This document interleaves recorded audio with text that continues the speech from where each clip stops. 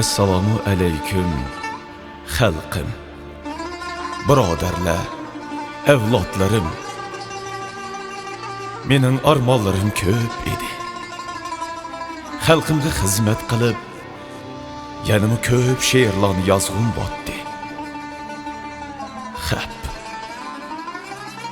Xap, mono kesal og'riqning adivining o'ti o'tqinini qara. Avlodlarim, biz ig'ir zamonda yashadik. Bugun hamma narsa talto'kis. O'zligimizni, o'zimizni saqlab qilishga bor mumkinchilik bor.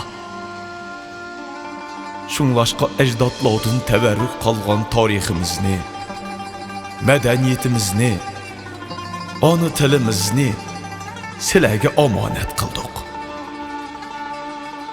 İltimos, borimizni qadrlanglar.